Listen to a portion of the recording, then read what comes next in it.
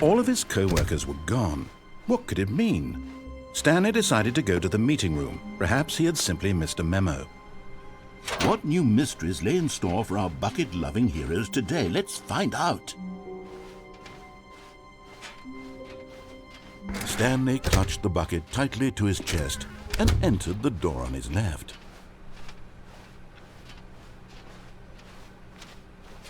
Still no one was here. Stanley needed the bucket's warmth and comfort now more than ever.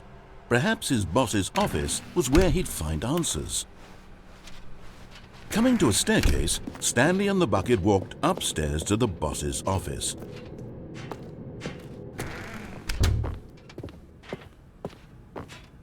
Stepping into his manager's office, Stanley was once again stunned to discover not an indication of any human life. Crushed by the weight of this revelation, Stanley may have broken down into an emotional dumpster fire if not for the soothing presence of the bucket. But Stanley guessed the correct code by sheer luck. Was it that the bucket knew all along? Was the bucket guiding him? Yes, this is certainly the most logical explanation.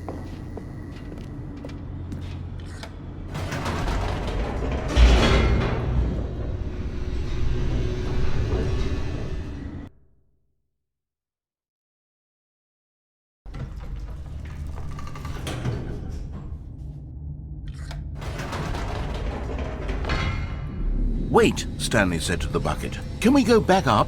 When I was pressing those keypad buttons, there was something very intriguing about the number 3. I want to go back so I can try pressing the number 3 again.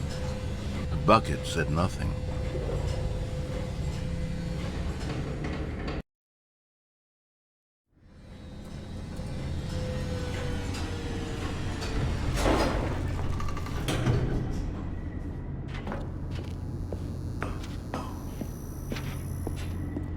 Here we are, said Stanley. Now I'm going to try out that number 3 button. He took the bucket over to the keypad and began absolutely slamming on the number 3 over and over and over. Wow, he said. The number 3 is such a special button. I'm having the time of my life. Stanley looked expectantly at the bucket, but the bucket remained silent. This was a shock to Stanley, who had always felt such a connection with the bucket. How was this not as exciting to the bucket as it was to him? Once Stanley had had enough of the number 3, he got back in the elevator.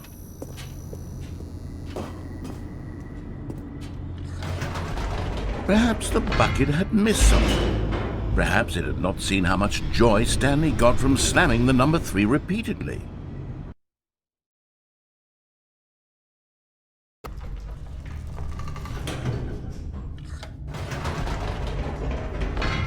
No, said Stanley to the bucket. You can't go on yet, not till you understand how much the number 3 means to me. You and I have been through so much together, and I just want you to see what I see. Feel the happiness I feel. He smiled at the bucket, and the bucket said nothing.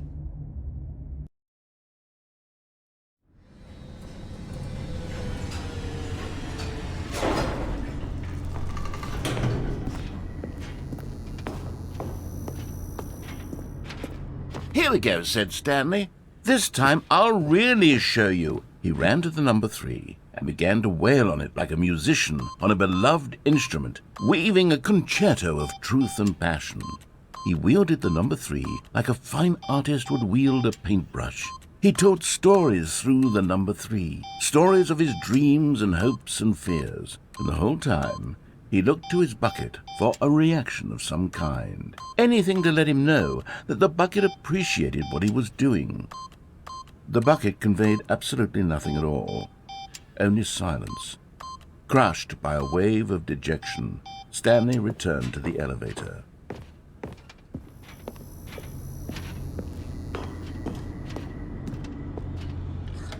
Stanley and the bucket were so close. They'd always been there for one another. Why suddenly could the bucket not connect with this passion of Stanley's? The question caused Stanley to ruminate the whole way down the elevator. He knew that there must be a way to get through to the bucket, to communicate fully with his dear friend. Surely there was a solution, mustn't there be?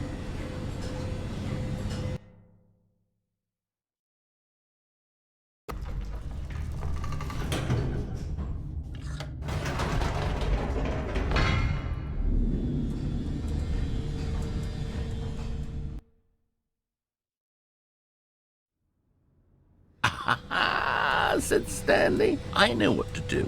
I know how to fully express this feeling in my heart. He decided right then and there that he would hold a press conference where he would speak to the public on all matters relating to pressing the number 3 over and over. He would elaborate fully on what the number 3 meant to him and why he felt so alive when pressing it. Then the bucket would be able to see his joy through the eyes of others. It would get to see the world react to this discovery of Stanley's. And it would be through the public eye that the bucket would finally understand Stanley's work. For months he advertised and marketed his press conference, building excitement around it, developing and rehearsing it until it couldn't be refined a single measure further. When the big day arrived, Stanley was as prepared as he'd ever been for anything in his life.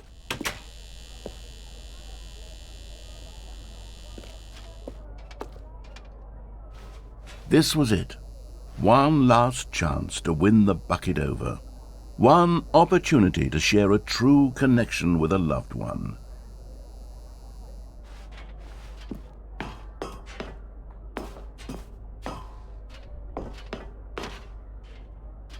There was no one here.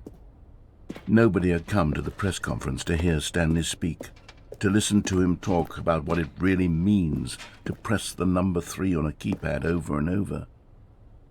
He was unloved, uninteresting, he was a failure, and in that moment Stanley knew that the bucket would never again take him seriously. There would be no connection, no deeper understanding. The bucket merely sat there in his arms, indifferent. And so it began that slowly, over many years, the two of them grew more and more distant. They spoke less and less, neither wishing to state the obvious, that any sense of real respect between them had eroded since that day at the press conference. There would be no more games, no more long conversations about passion and pursuit, only a silence that consumed the space between friends. And Stanley, having for once in his life discovered the warmth and comfort of true companionship, was cast back into the unremarkable normalcy of loneliness.